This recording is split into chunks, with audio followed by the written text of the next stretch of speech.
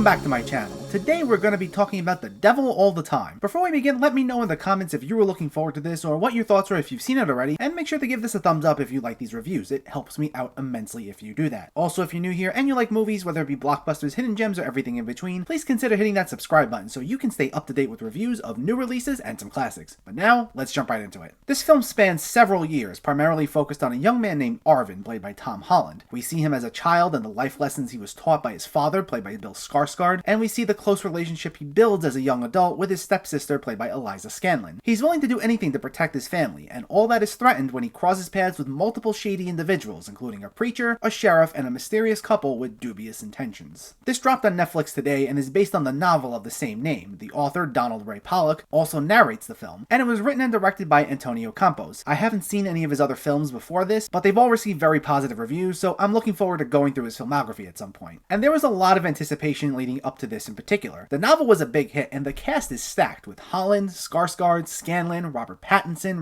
Keough, Sebastian Stan, Jason Clarke, Haley Bennett, and Wasikowska. Many of these actors are on top of the world right now, and I will say right up front, they all do a phenomenal job. If there's one reason alone to check this movie out, it's to catch all of these incredible performances. The chemistry among everyone is fantastic. They bring out such raw emotion from all these characters, and they have you mesmerized. I know there was a lot of attention especially drawn to both Tom Holland and Robert Pattinson, especially since Holland's Spider-Man and the Batman trailer just dropped recently, so there's a lot of hype surrounding Pattinson. And they're both very good. Holland's a compelling lead, and Pattinson is easily the most scene-chewing of all the characters as this evangelical preacher who goes very big every time he speaks. He doesn't get campy, but he's easily the most energetic of the bunch. My absolute favorite performance, though, was Bill Skarsgard. That guy is truly a talent. His character goes through a lot, and it really begins to mess with him emotionally, and seeing him just try to hold it all together was some truly fantastic acting. A lot of the characters actually have experiences where they feel scared, or they have second thoughts about several of the things they see or do. Something will happen and they're clearly shaken, but they have to put on this tough front at times. For example, one of the many subplots here is Bill Skarsgard is teaching Arvin how to stand up for himself and how to be confident with those who pick on him, but we also see when he has a moment to himself, he's clearly trying to process events such as a soldier who he had to kill out of mercy when he was in the war. The way all the actors just shift from being confident and in control to letting their guard down and needing to take in a traumatizing event is incredible. Even though this has a big cast, most of them actually never cross paths with one another. Most of them I'd say get an equal amount of screen time, or at least it feels that way. While Holland's character is essentially the main character, the first half of the film focuses on him as a child, so he's only on screen himself for so long. The film works as this sort of dark slice of life. I can see people not really being on board with it because at first you're not sure what the point truly is. There's not exactly a specific goal or event that everyone's working towards. It's more a series of little subplots that may not all be totally connected, or at least right away. And the way the story's told, it'll stay on one character for an extended period of time before shifting focus to someone else for another good chunk of time, and you may not circle back to a character until much later on. And none of these scenes are really happy, so to speak. This is by no means a feel-good movie. I can't say there's a moment where I really smiled, and I'm not always the biggest fan of movies where it's dark to the point of depressing. I think there should be moments in films where you can just ease the tension for a minute here and there, but this film ends up working because Campos does a great job of building up tension and suspense in many scenes. The direction is excellent, the score can be chilling at times, and the cinematography is also stunning. It has a fairly dark color palette to match the grim tone, but not to the point where you're unable to see anything, but it does a great job of playing with camera angles and things going on in the background, especially whenever characters are in a car. We may see a close-up of someone sitting inside, and then we get a glimpse of something happening behind the car or in the rearview mirror, and then it'll cut to the next shot where they'll circle around and then there's a reveal. I thought Campos did a great job of setting up each of these big moments. And while I wouldn't call this film totally focused, and I can see some people writing this off as slow, there are a lot of individual moments where you can feel a character's reaching this boiling point, but you don't know how much they can take, and you can see in their facial expressions that they're starting to have had enough. And then there will be instances where they just pop. Like one of the ongoing subplots, without going into spoilers, is that Eliza Scanlen keeps getting harassed by this group of boys, and Tom Holland keeps helping her out and fends them off, but they're relentless and he wants to put an end to it, and you're waiting to see what he's going to do once he's had enough as they continue to go after her. And when we do get to the payoff for moments like these, the movie does become very exciting, though again I can see that being an issue for some people because the movie is brutally violent whenever it gets into an action-filled moment. Within the first few minutes, the soldier that I mentioned earlier that Bill Skarsgard kills out of mercy is horribly disfigured and screaming in agony, and it's an uncomfortable sight to see. The camera also rarely cuts away whenever someone gets attacked or killed. It's almost all on screen, and the way the sound is mixed, things such as a gun firing will have a harsher sound than what you see in, say, a typical action action movie, so it sets out to make you feel uncomfortable at times, and there are instances where it'll be one thing right after another, right after another. Like I said, it's very grim, and characters don't exactly catch a break, so you may see some of these graphic moments play out for a few scenes in a row. But at the end of the day, a lot of these characters do have people they care about, and we see the lengths they may go to in order to protect those they care about. This is one part psychological thriller, but it's also one part family drama. A lot of the scenes revolve around characters really doing all they can to save a family member, sometimes through the most extreme methods, and that's especially seen with both Tom Holland and Bill Skarsgard. The main thing is, this is a movie you also have to stick with. Like I said, if you were to say this is slow, I would understand. It doesn't really revolve around one specific event, and not everyone will cross paths with each other. It just shows the way in which all of these characters are connected, sometimes indirectly, and sometimes you won't know right away. There are characters we spend a decent amount of time with, and we don't know why we're focused on them so much at first. This especially applies to Jason Clarke and Riley Keough, who play this mysterious couple. They cross paths with a number of characters, but they kind of go in and out of the narrative, and you're not sure what the payoff is going to be with them right away. And while everything is laid out for you by the end, it just requires some patience, which for some people won't be an issue, but for others it may be a problem, especially with its nearly 2.5-hour runtime.